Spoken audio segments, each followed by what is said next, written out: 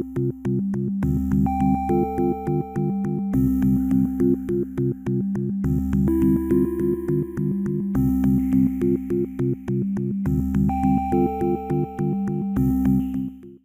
is 7:31 p.m. on Tuesday, October 14th, 2025. Good evening. My name is Christian Klein. I'm the chair of the Arlington Zoning Board of Appeals, and I'm calling this meeting of the board to order. I would like to confirm that all members and anticipated officials are present. So, members of the Zoning Board of Appeals, we have Roger DuPont, Here. Patrick Hanlon, Here. Venkat Hawley, Here.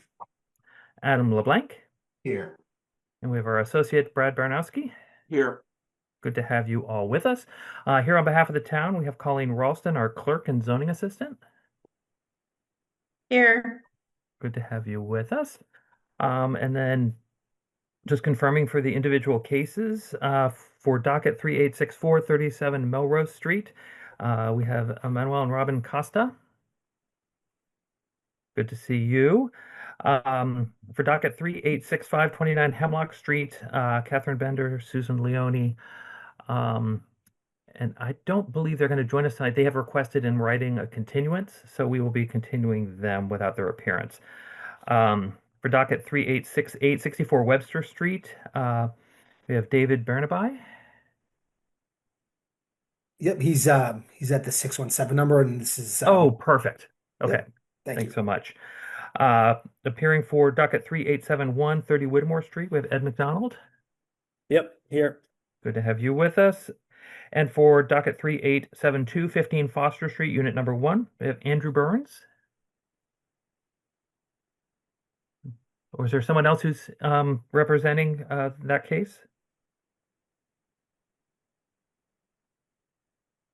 All right, we will come back to, well, they'll be at the end anyway, so we'll come back to them. So tonight's meeting of the Arlington Zoning Board of Appeals is being conducted remotely, consistent with a bill signed by Governor Healy on March 28, 2025, which extended temporary provisions pertaining to the open meeting law to June 30th, 2027. The extension of these provisions allows public bodies to hold their meetings remotely by providing live, adequate alternative means of public access to the deliberations. This meeting is being recorded and will be broadcast by ACMI. Members of the public who are participating via Zoom and who wish to offer public comment should be aware that they will be asked to provide their full name and address so that a complete public record of the meeting can be taken in accordance with state law. All participants of this meeting are advised that people may be listening to this meeting without offering public comment, and those people are not required to identify themselves. Any votes that are taken this evening will be conducted by roll call vote. All supporting materials that have been provided to members of this body are available on the town's website unless otherwise noted. The public is encouraged to follow along using the posted agenda. As chair, I reserve the right to take items out of order in the interest of promoting an orderly meeting. As the board will be taking up new business at this meeting, as chair, I make the following land acknowledgement. Whereas the Zoning Board of Appeals for the town of Arlington, Massachusetts, discusses and arbitrates the use of land in Arlington, formerly known as Menotomy, an Algonquin word meaning swift waters, the board hereby acknowledges that the town of Arlington is located on the ancestral lands of the Massachusetts tribe, the tribe of indigenous peoples from whom the colony, province, and commonwealth have taken their names. We pay our respects to the ancestral bloodline of the Massachusetts tribe and their descendants who still inhabit historic Massachusetts territories today. The first section of our agenda are administrative items. Because we have a fair number of hearings tonight, I'm going to go ahead and move the administrative items to the end, so we will come back to those, which will then move us to the public hearing section of the meeting. Before opening tonight's meeting for the public hearings, here are some ground rules for effective and clear conduct of tonight's business. After I announce each agenda item, I will ask the applicant to introduce themselves and make their presentation to the board. I will then request that members of the board ask what questions they have on the proposal. After the board's questions have been answered, I will open the meeting for public comment, and at the conclusion of public comment, the board will deliberate and vote to either continue or close the public hearing. All votes will be conducted by roll call vote. The final vote on any matter before the board will be taken at a subsequent meeting once the written decision has been drafted and provided to the board. After the decision has been adopted and signed, the decision will be filed with the town clerk, starting the 20-day appeal period under state law. After that time, the applicant may proceed with their building permit. However, under state law, no decision granted by this board shall take effect until a certified copy of the final decision has been filed with and recorded at the Middlesex South Registry of Deeds in Cambridge by the applicant. So with that, We'll move to item number 4 on our agenda this evening, which is docket 3864, 37 Melrose Street. This is a continuance of a hearing from a prior date. So I would ask the applicants to please reintroduce themselves and tell us what changes have been made since their prior appearance.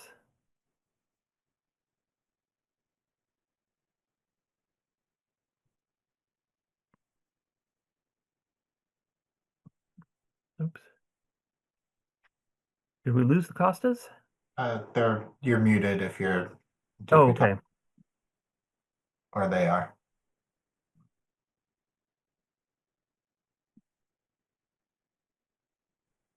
There we go. Okay. Oh, Okay, wonderful. sorry. Not a So worry. Robin and Manuel Costa, sorry. We're continuing because there was an issue with Windows, so we had a redesign for the Windows done. And you should have that. Yep. Okay, let me go ahead and bring up the revised drawing here.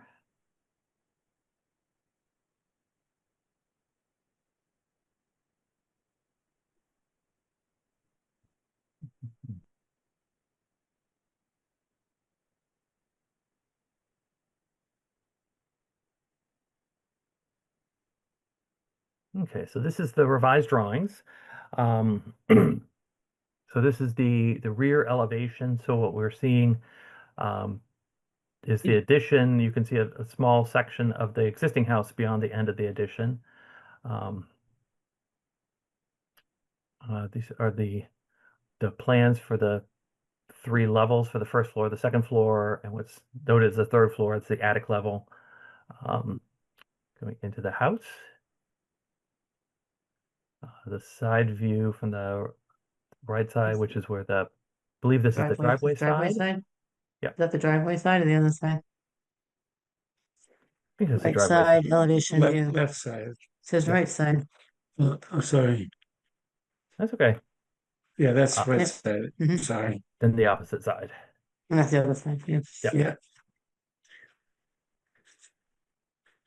I believe. Oh, sorry. And then there's framing plans.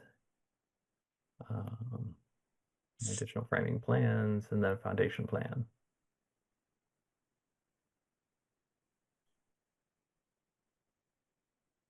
Right. And then just to refresh everyone's memory, so this is, excuse me,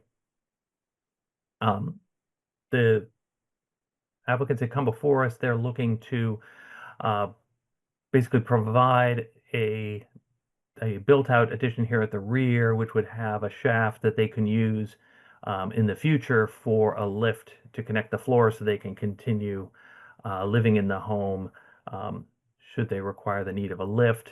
We had prior conversations. We had reviewed a couple different sets of plans, but they hadn't been fully coordinated. And so the applicants are providing this set, which has both plans and elevations fully coordinated for the board. Are there any questions or comments from the board?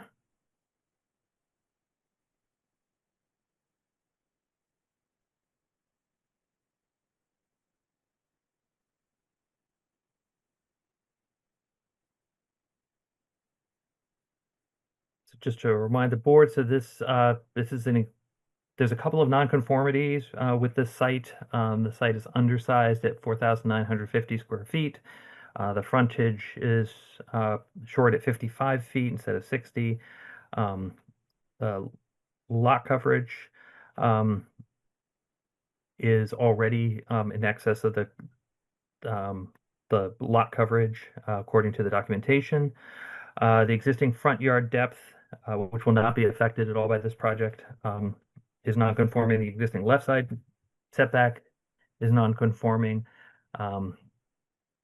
The existing rear yard depth, even though it is being proposed at 19.2 feet, the minimum is 16 feet, so that is still compliant. And there, it is listed as having 0 landscape space, which is likely not correct, but it's not something that we're concerned about. There having 10% of the lot being landscaped. And then I did want to reopen the The site plan.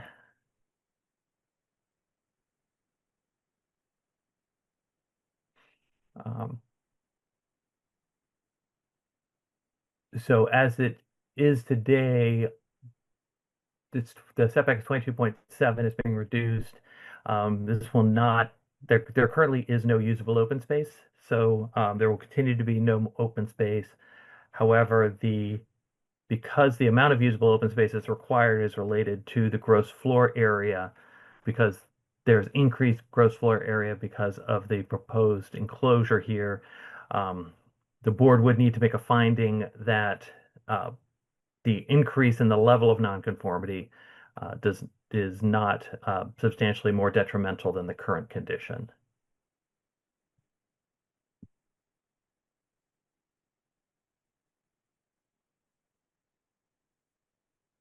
Are there any questions from the board?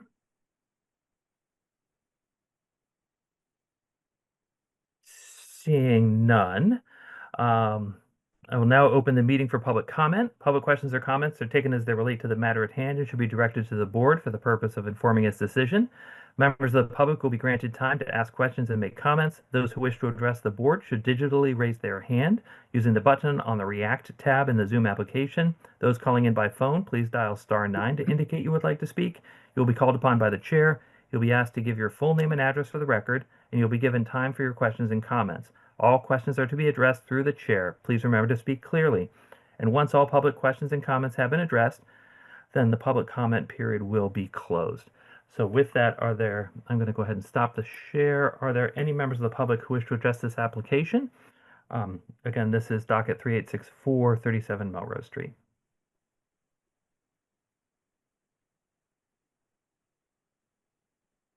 Seeing none, I'll go ahead and close the public comment period for this hearing. So as noted, what's before the board,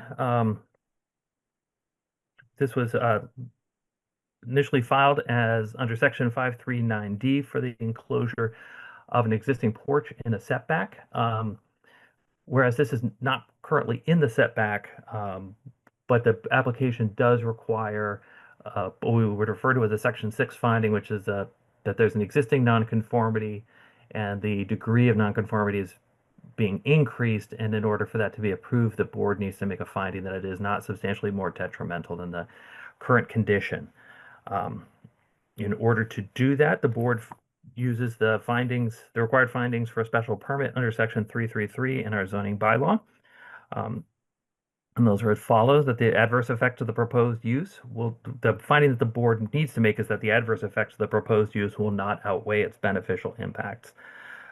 So the first is that the requested use is allowed by special permit in the district. And as we noted, this is because it's an existing nonconformity, is allowed to be expanded upon with a finding of the board that it is not substantially more detrimental. Why the requested use is essential or desirable to the public convenience or welfare. The reason for this addition, as noted by the applicants in the prior hearings, is that they are seeking to age in place in this home, and they are requesting that they have this addition so they can provide a lift that would connect the various floors and have a connection at ground level so that they can continue to enjoy the home. The requested use will not create undue traffic congestion or impair pedestrian safety. This is at the rear of the home. This is not at the front of the home, so it has no impact on either of those. The requested use will not overload any public system. This will include a marginal increase in the electric use, but nothing that would overload any public system. Special regulations for the requested use. There are no special regulations for this requested use. Requested use will not impair the character or integrity of the district. This addition is at the rear of the property. It's not at the front of the property, and is fairly well hidden from the viewing from the street, and hopefully will sort of integrate itself well into the neighborhood in a way that that is pleasing to the neighbors. And the requested use will not cause an excess of use detrimental to the neighborhood.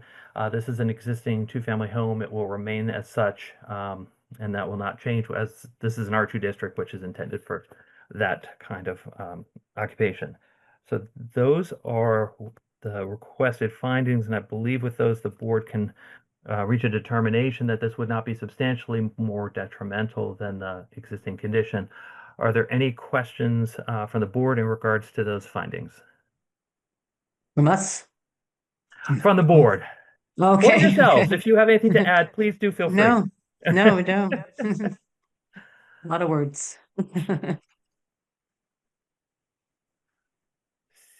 Seeing nothing further from the board, should the board vote to close this hearing and approve the application, there are 3 standard conditions that would be included with the application. The first is that the plans and specifications approved by the board for the special permit shall be the final plans and specifications submitted to the building inspector of the town of Arlington in connection with his application for zoning relief. There should be no deviation during construction from approved plans and specifications without the express written approval of the Arlington Zoning Board of Appeals.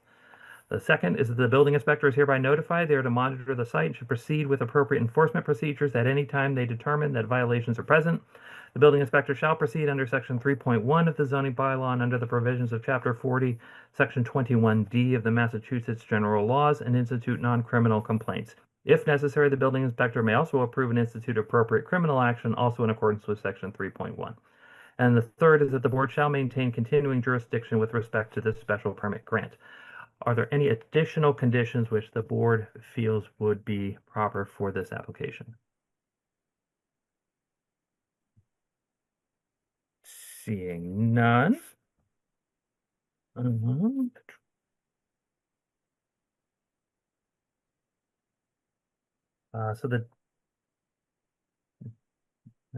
will move that the Zoning Board of Appeals for the town of Arlington close the public hearing in docket 386437 Melrose Street. Second. Thank you, Mr. Hanlon.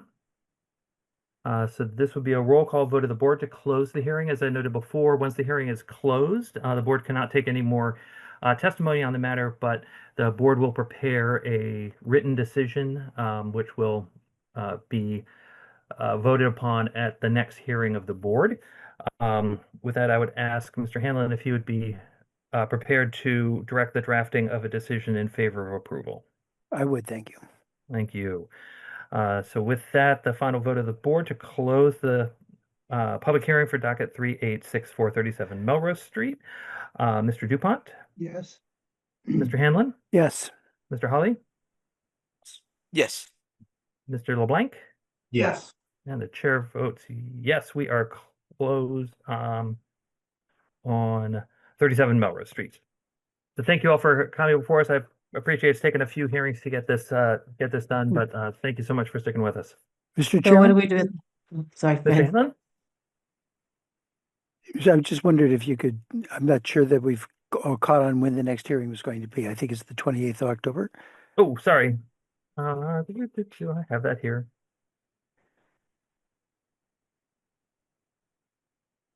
The next hearing of the board is Tuesday, October 28th. And so we will vote on the final decision then. Yeah, that is correct. Okay. And is there anything we need to do now? Nope. Okay. We're all There's set. Thank nothing you so you- much. Maybe we can breathe now. There you Yes, go. okay. Thank you. Thank you very You're much. very welcome. Appreciate Take it. care. Thank you. Take care. Bye. Yep. All right. Bye-bye. Close. Okay. So then next on our agenda Mhm. is item number 5, docket 3865, 29 Hemlock Street. As I noted at the start of the hearing, we have a written request from the applicants to continue this hearing. They're requesting a continuance to Tuesday, December 9th, to that hearing, which would be at 7:30 p.m. on the 9th. But before we do that, because of the length of the extension, it makes sense for the board to request an extension of the hearing period. And so the applicant has noted that they agree to whatever extension the board feels is appropriate. So I would confer with other members of the board, but I think we should probably extend just to be safe until the end of the year, uh, just to make sure that that we have some time, and then in case we need to extend it further, we can do so at the meeting on December 9th. So I'd like to. Does that make sense to everyone? Mr. Chairman, Mr. Hanlon? so if I'm not mistaken, what that means is December 22nd, right? That's the only date between the 9th and the end of the year that we meet. So I was going to extend it to December 31st just because that allows us, if we do make a final decision on the 22nd and we need a couple days to file something afterwards, we haven't gone beyond the end of our extension. No, I don't question that. I just wanted to make Yeah, clear that we only have, that sounds like a long time, but there's only one meeting in December. And right. so we need to be alert, if we don't make a decision on the 22nd, to dealing with that. Absolutely. Absolutely. Okay, so then we have two votes on this. The first, I move that the Zoning Board of Appeals for the Town of Arlington extend the public hearing timeline for docket 3865 29 Hemlock Street to December 31st, 2025. Second, So quick roll call vote of the board. Mr. Dupont, Yes. Mr. Hanlon, yes. Mr. Holly, Yes. Mr. LeBlanc, Yes. Mr. Baranowski, Yes. and the chair votes yes. So we have extended the public hearing period for Hemlock Street to the end of the year. And then the next vote is the Zoning Board of Appeals for the Town of Arlington. We vote to continue the public hearing in docket 3865 29 Hemlock Street to Tuesday, December 9th, 2025 at 7:30 p.m. Second, Thank you, Mr. Hanlon. Vote of the board to continue, Mr. Dupont, Yes. Mr. Hanlon, yes. Mr. Holly, Yes. Mr. LeBlanc, Yes. Mr. Baranowski, Yes. and the chair votes yes. We are continued on Hemlock Street. Okay, that brings us to the next item on our agenda, which is docket 3868, which is 64 Webster Street. So I could go ahead and ask the applicants to introduce themselves and tell us what they are proposing to do. Hi, good evening, everybody. This is Mike Burnaby at 64-66 Webster Street. Good to have you And, with us.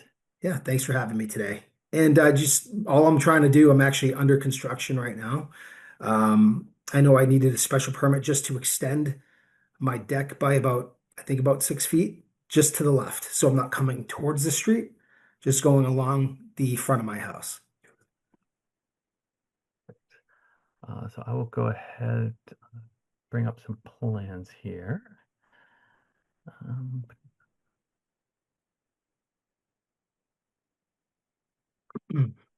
So this is the plot plan of the Yep, property. that's As you it. noted, this is your existing porch on the Yes. front, and you're proposing to extend it the full width of the house. Exactly.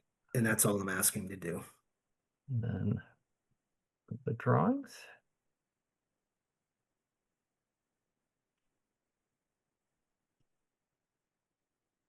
So in demolition here, the removal of the porch at the existing porch at the front. Whoops, excuse me.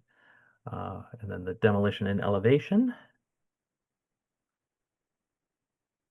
Some details, and then this is the proposal for the porch.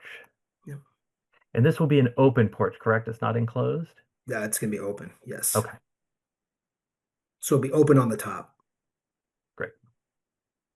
Yeah, so both levels it's open. There's no enclosure. Nope, not at all. It's Okay. just the deck right now that we have is decrepit, it's falling down, so Yep. I need to do something about it.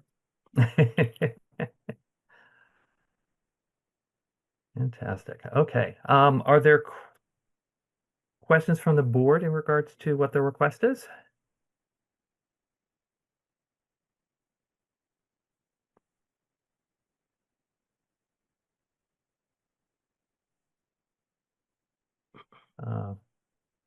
Hearing none, I will go ahead, just continue here for a second. So, excuse me, this is a request under section 539D of the zoning bylaw, which allows the The board to approve the extension of existing porches within the front yard setback with a special permit. So that is the reason that the applicant is before us today. Just a couple of nonconformities to note for the record. The existing lot size is listed as 4,998 square feet, which is below the required minimum of 6,000. The existing frontage is 55 feet as opposed to the minimum 60. The lot coverage appears to be around 23.5, 24%, which would comply. The front yard depth is only 13 feet, where the requirement is 20. But that's an existing condition. The right yard setback is at 5.6, where the requirement is for 10. And the existing rear yard depth is compliant. And the maximum number of stories, it's noted in the application as being at 3. I believe it's only 2.5, governing by the drawings that we've seen.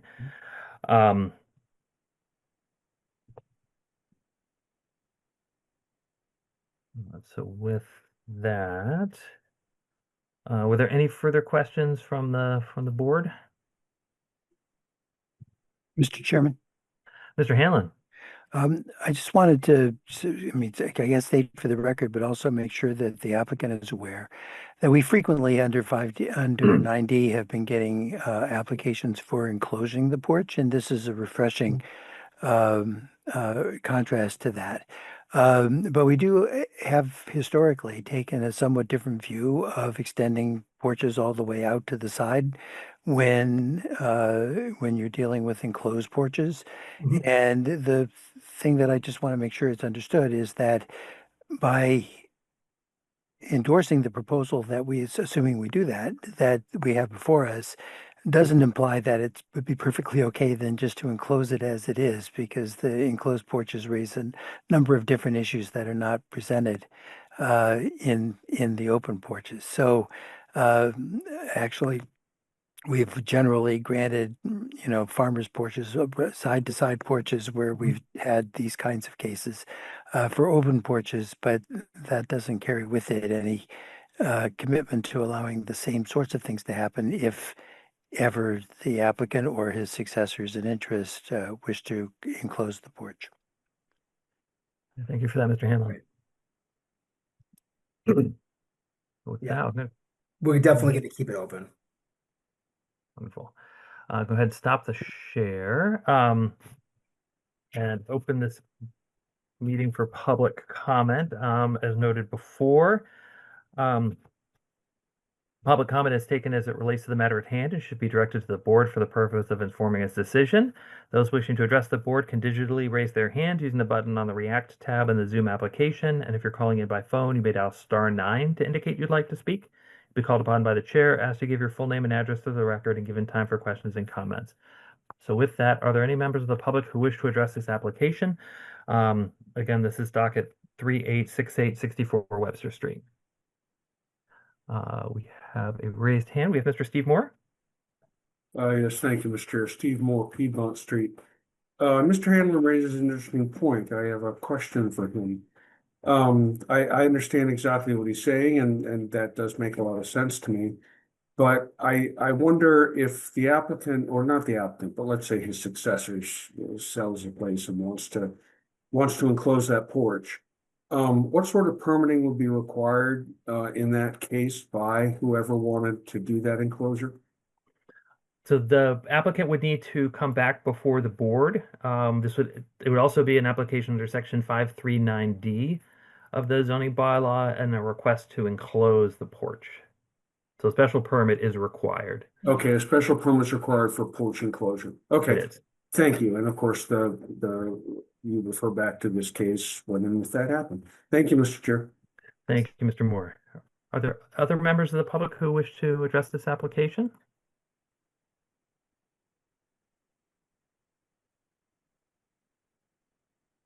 Seeing none, I will go ahead and close the public comment period for this hearing.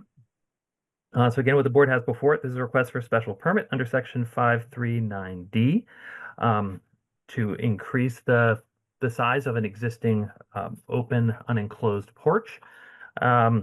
And as such, the board is allowed to grant that through a special permit. Um, there are no specific additional findings that are required under section 539D, so we rely on the general requirements under section 333 in the zoning bylaw. That the board needs to find that the adverse effects of the proposed use will not outweigh its beneficial impacts. Excuse me. Below that, the board needs to find that the requested use is allowed or allowed by special permit within the district. As we noted, this is allowed under section 539D through a special permit. The requested use is essential or desirable to the public convenience or welfare. The board openly encourages changes to homes that make it easier for the residents to be a part of their neighborhood, and to engage with their neighbors. And this is a good example of that, and is something that is convenient not only to the applicants but also to the neighbors. This will not create an undue traffic congestion or impair pedestrian safety. While this does increase the width of the existing porch and does extend it in the direction of the driveway, because it remains open, it should not directly impact the sight lines for this property. This house is not immediately adjacent to any schools. There are a couple of schools that are nearby, but it is not on a street with any school, or so that should not be an issue.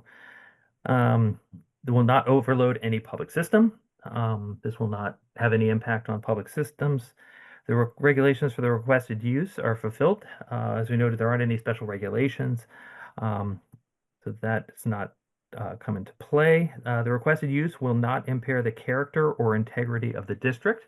This appears to be a very well thought through addition of an open porch that maintains some of the detailing and will be very much in keeping with the tradition of porches in the neighborhood in general, and also along that street. And it will not be detrimental to public health or welfare. It won't have any impact on the health or welfare of the residents or on the neighbors, and the requested use will not cause an excess of use detrimental to the neighborhood. This just allows the residents of this home to continue enjoying their home, enjoying their street, and will not be an excess of use. Are there any questions from the board in regards to those proposed findings? Mr. Chairman, Mr. Hanlon? this isn't just a question. I mean, this is in my neighborhood, and I've spent some time walking up and down the street and looking at it. And my view is that once this change is done, it will be totally unnoticeable. That there's nobody who will walk up and down the street and say, "Oh my goodness, whoever allowed that to happen." It really is a matter of fitting completely into the neighborhood. There's no tension at all. Great, thank you, Mr. Hanlon. Anything else from the board? So should the board vote to close and approve this application, there are the 3 standard conditions which were previously read into the record. Are there any additional conditions which members of the board would want to attach to this application? Seeing none, I would ask Mr. Hanlon if you'd be prepared to direct the drafting of a decision in favor of approval. I would, yes. Thank you for that. Then with that, I will move that the Zoning Board of Appeals for the town of Arlington close the public hearing for docket 386864 Webster Street. Second. Thank you, Mr. Hanlon. So as we noted before, the board would be voting to approve the application, the written decision at its subsequent hearing, and then it is transferred to the town clerk's office, which starts the 20-day appeal period. So with that vote of the board to close, we have Mr. DuPont, Yes. Mr. Hanlon, Yes. Mr. Holly, Yes. Mr. LeBlanc, Yes. and the chair votes yes. We are closed on 64 Webster Street. Thank you so much for coming before us this evening. Thank you very much. Thank And you. just so I'm clear, so we're not going to hear anything until about 20 days from now? So at the next hearing, which will be on the 2 weeks from tonight, the board will vote to approve the formal decision. And that's the following day that will be transferred to the town clerk's office, which starts the 20-day appeal period. So once we've approved it, you should get in touch with the building department to figure out next steps. So So we 2 weeks from, notice. Yeah, and this is Rafael Lopez, Okay. my contractor, actually. oh, okay. So we cannot start until 2 weeks, like 3 or 4 weeks from now. Correct. But you should discuss that with the building inspector. All right, sounds good. I'll be in touch then. Thank you, guys. I appreciate it. You're very welcome. All right, thank you. Thank you. So with that, the next item on our agenda is docket 3871 30 Whittemore Street. A note for the public record that I do have a conflict with this hearing because I do have a relationship with the applicant. And so therefore, I will be recusing myself from this hearing, but I will have my vice chair, Mr. Hanlon, take over for me. So with that, Pat, it is on to you. Thank you, Mr. Chairman. Underlying all of this, but not for right now. So the next case is 30 Whittemore Street. And I think that Mr. McDonald is here to address that case. And I'd like you to explain to us what you'd like to do. Good evening. Thanks for taking the time. I'm on 30 Whittemore Street. I have an existing non-conforming lot size, no open space currently. I'm proposing, I'm sure you could bring up on the shared screen the plot plan. I'm proposing to widen the first Mr. McDonald, floor. why don't you wait for a moment and see if Colleen can Ms. Ralston can put the drawings up. We don't have them up right now. That's fine. But basically, I'm proposing to increase the first floor width of my house by 5 feet going into the driveway. That's part one. Part two is I have a front porch that I would like to enclose to capture finished space, which would consist of a bathroom and a mudroom, adding square footage onto the house, but not increasing the front setback.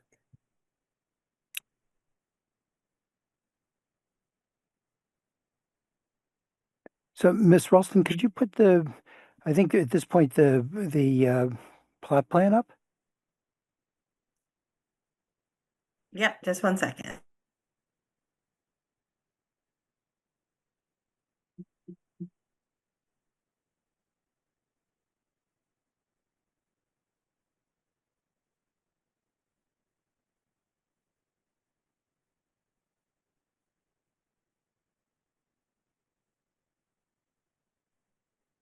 Actually, if we could look at the other one, the one that I think is called the usable open space plan, but it's functionally the plot plan.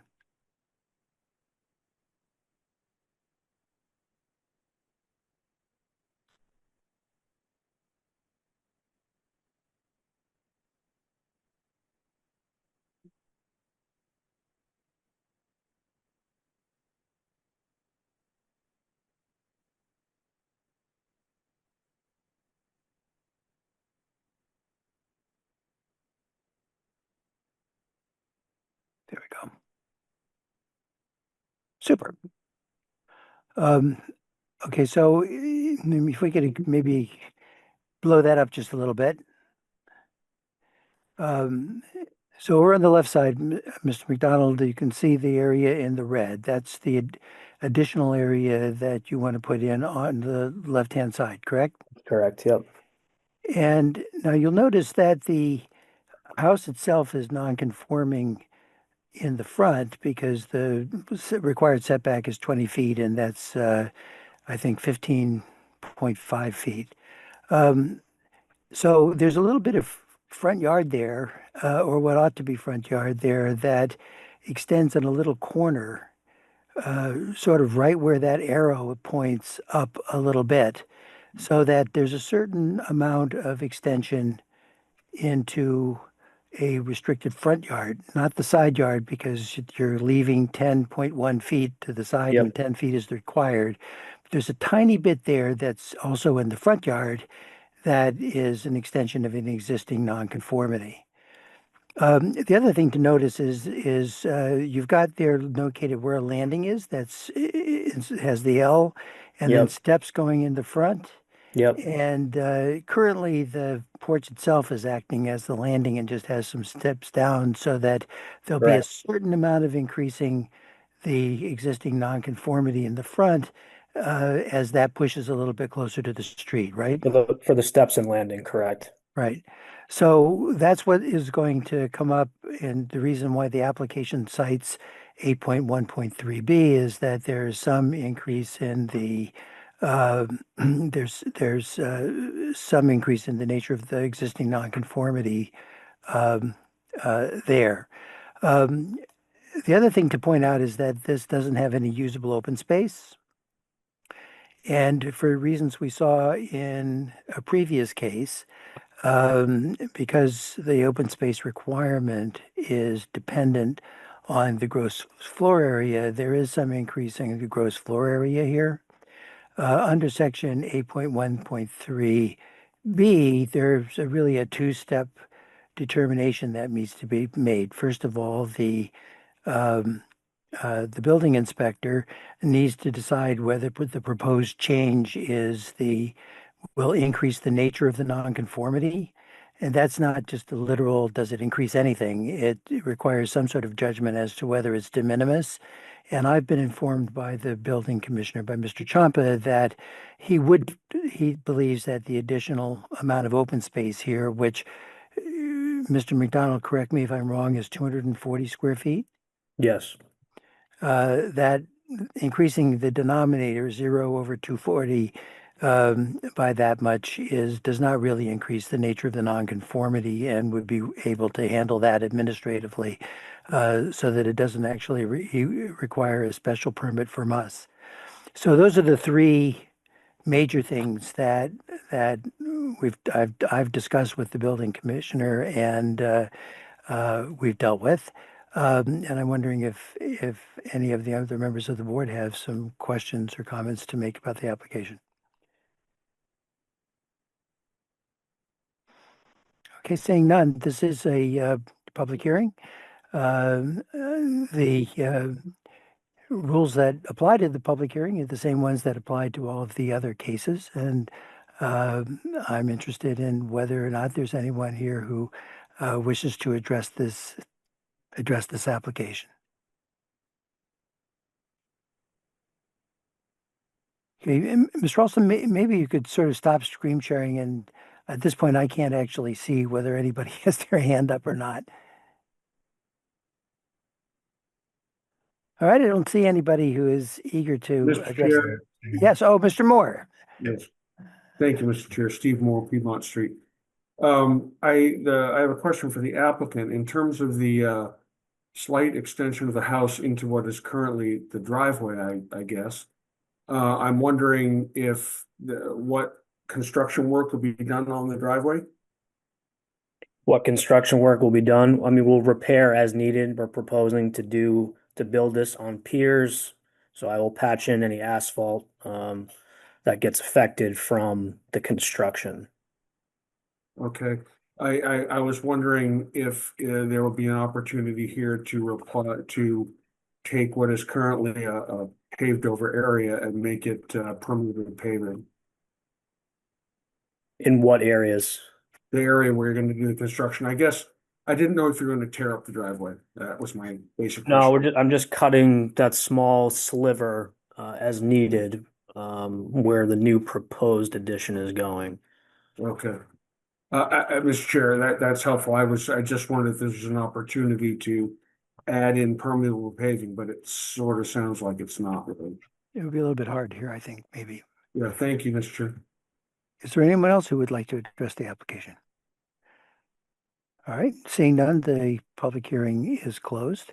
This is a case where we have two issues outstanding. One is the enclosure of the porch area under section 5 through 9D.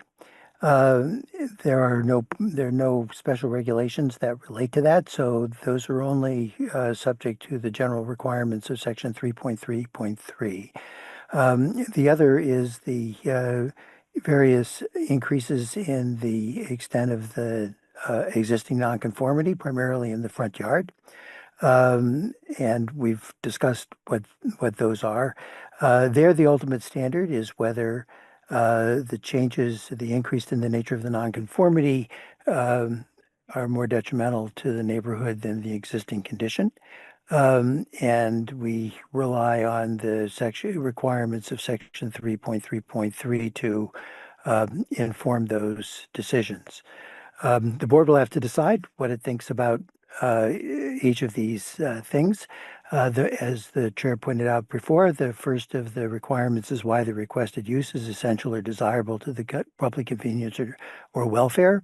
This is a pretty small addition. It makes the house somewhat more convenient and provides a certain amount of extra space.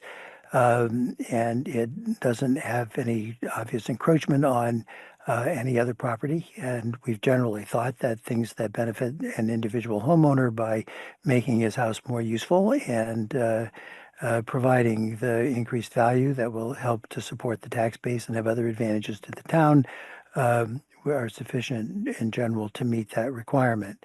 The second is why requested use won't create undue traffic congestion or unduly impair pedestrian safety.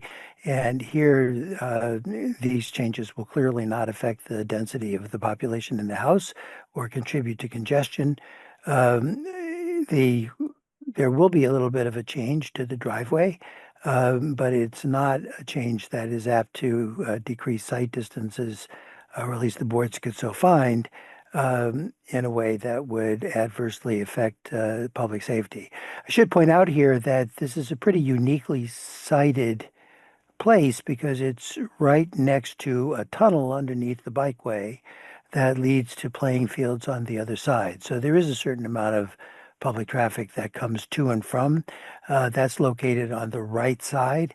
And I think if you look at the map, you'll realize that the proposed changes will not really have any effect on the sight distance of people who are using that underpass. But that again is a matter for the board to decide. This is clearly too small a use to overload public water or drainage or any sewer system or any other municipal system. Ideally, it would be nice to have a little bit more in the way of permeable material. The much of the site is now and will continue to be largely impermeable. But the nature of the change is such that the board may or may not consider that practical. There is no special use, special regulations that are applicable here. In terms of the conformity with the neighborhood, I think that the changes here are very, very small. The porch does not extend the full extent of the house, and the board could find that that this would have no real impact on the neighborhood. Certainly, it will leave the house in more or less the condition that it's in terms of its appearance and so forth. And it's unlikely that the changes will be noticeable after the construction is over in the neighborhood. And finally, this preserves the use that continues to exist in the neighborhood, and the final application having to do with deleterious change of use is not applicable. So that sort of outlines what the findings are that would be required of us, and like to inquire whether any of the boards have anything that they'd like to add or to discuss in relation to any of these considerations.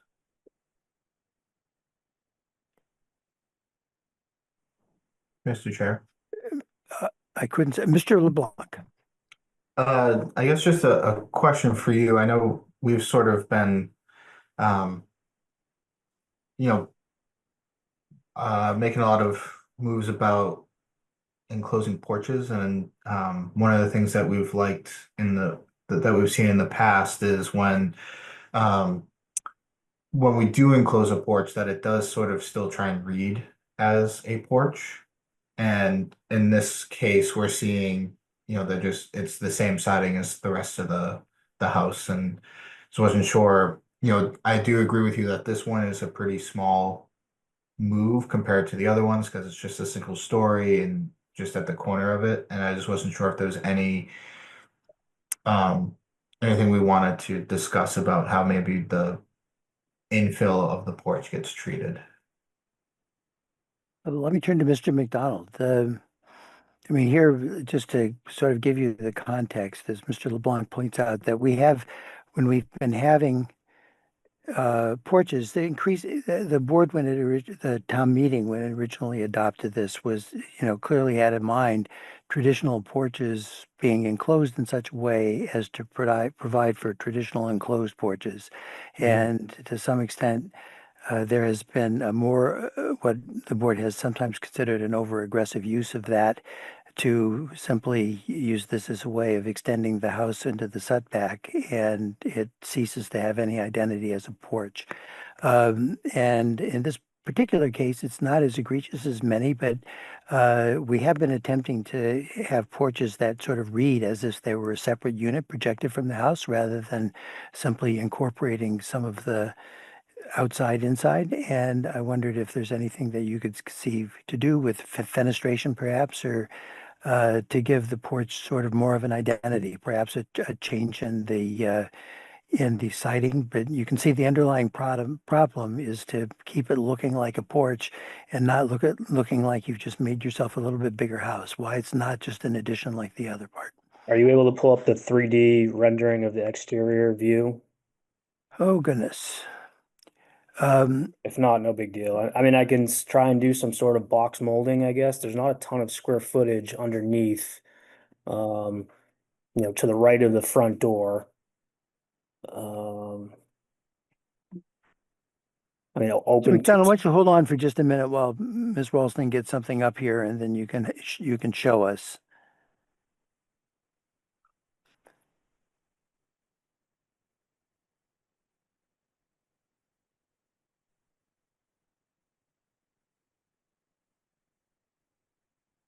Is this the rendition you're talking about? This, No, that's the existing okay. Move down about 2, I think. Yep. on the right side, yeah. So the front elevation. Yeah, I mean, I could try and do some sort of box molding underneath that mudroom window. Again, open to suggestions. It seems to me, you don't have much room for fenestration because it's not a lot of room there, and but so finish on the outside seems to be the area where you have the most opportunity, and you might be able to do something there. But I'm only a lawyer, and I'd like to defer to the architects on the board to weigh in here as to what might be done to help resolve this issue. Mr. LeBlanc, do you have some ideas? Yeah, I was just sort of thinking, the way that the bottom of the bay above it is being treated, can be done underneath the windowsill, sort of underneath there, and then maybe wrap back a little bit, and you can where the porch is that you're infilling, you can do a little vertical clapboard or trim piece there to break it up between the two. Since now that would be like one long elevation if we're looking at the right elevation. There's an opportunity to add a vertical piece of trim to end the paneling, I guess we could call it, under the window. So some sort of box molding similar to what is shown on the second floor window underneath the mudroom window. Mm-hmm. And Yep. where are you saying the vertical trim? And then when it wraps the corner at the side of the house that faces the bike path, Yep. if we look at the rear elevation, if we scroll down just a little bit, or the right elevation, sorry. you know, Just a where, vertical piece of trim next to like that is the that, bathroom window. yeah, yeah, sort of in that area, what would have been where the porch was or something like that. Yeah. I don't see an issue with that.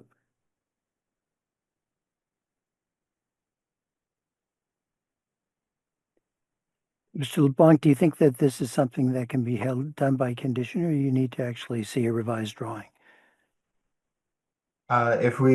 If everyone else is in agreement, I would like to try and do it as a written condition, so we can try and move it along if we can.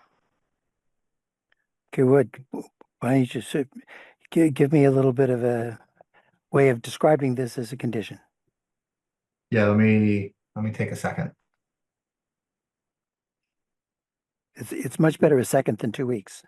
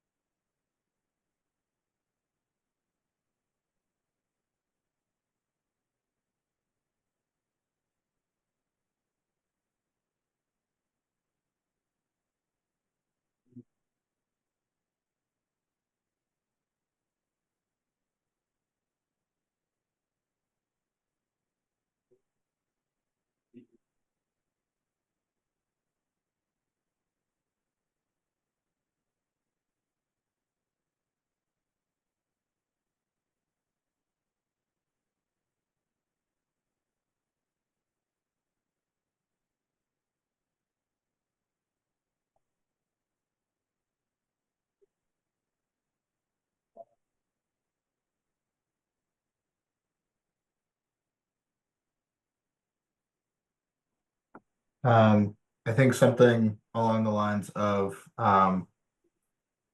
the applicant shall add trim under the window at the enclosed porch area and shall be trimmed in a material different than the siding, matching the bay, matching the matching the bay at the second floor directly above.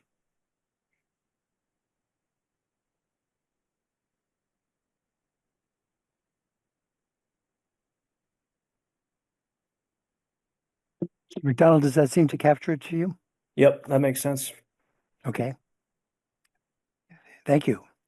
Yep. Are there any other comments or questions from the members of the board?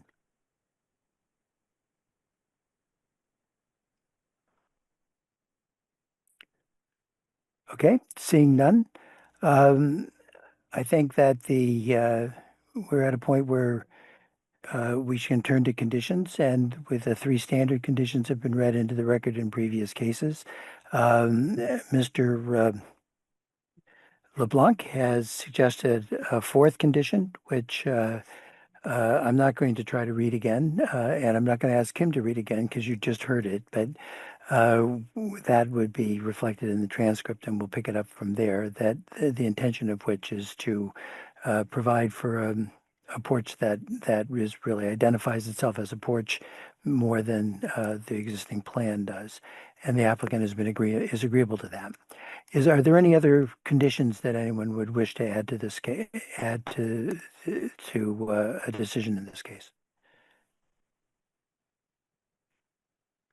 Okay, so we've reached the point where ordinarily the chair asks me if I'm willing to direct a written decision to be prepared for the next meeting in this case, and it's rather awkward for me to do that, but probably insubordinate for me to ask the chair to do that. So I will undertake to do that, and I'll be in touch with some of you subsequently to deal with this case or one of the others. If there's nothing else, I think we're in the point where we could move to close the hearing. Is there anyone who has something else that's a reason why we can't close the hearing and therefore close ourselves off from having any more factual information? All right. Seeing none, the chair moves that the public hearing in this case be closed. Second by Mr. DuPont. We'll go through the roll call vote. Mr. DuPont? Yes. Mr. Let's see, Mr. Holly, Yes. Mr. Baranowski, Yes. Mr. LeBlanc, Yes. and the chair votes yes. And I think that I covered all of us. Is there anybody I missed? Okay, so they again, as is true of the other cases, will undertake to get a written decision by our next meeting. That will then, once we have filed it with the clerk, the 20-day period for appeals will ensue, and after that, you'll be good to go. When's the next hearing?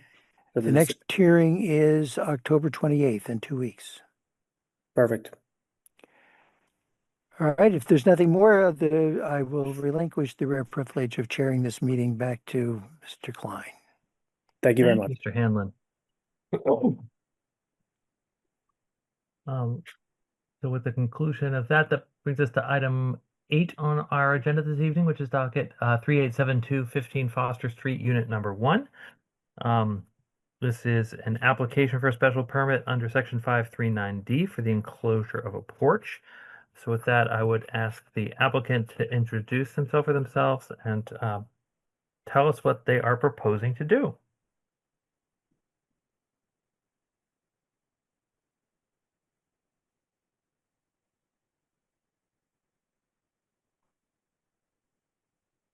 Mr. Burns, you are on mute if you're.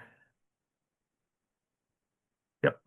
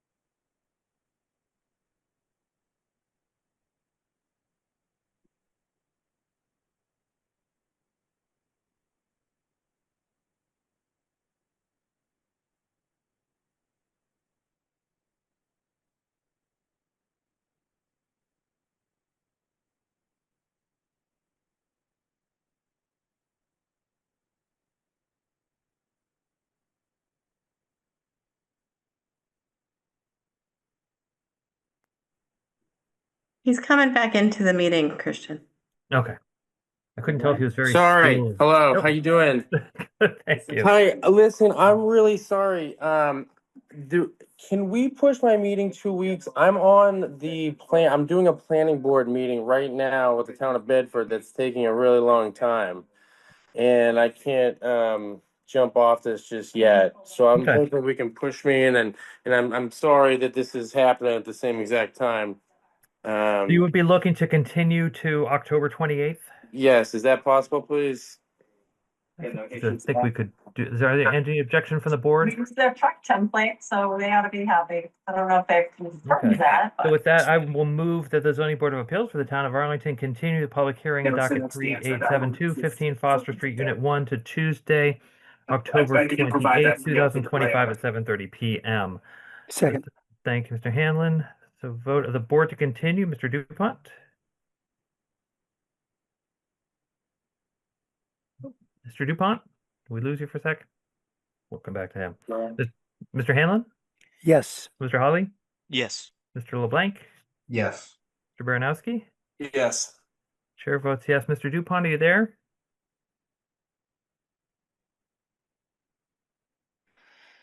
Well, with that, we are continued on 15 Foster Street until the 28th. Thank you very much, and sorry for this. That's okay. Thank you. Yeah, we always. So with that, concludes our public hearing, so we can return to our administrative items this evening, of which we have 2.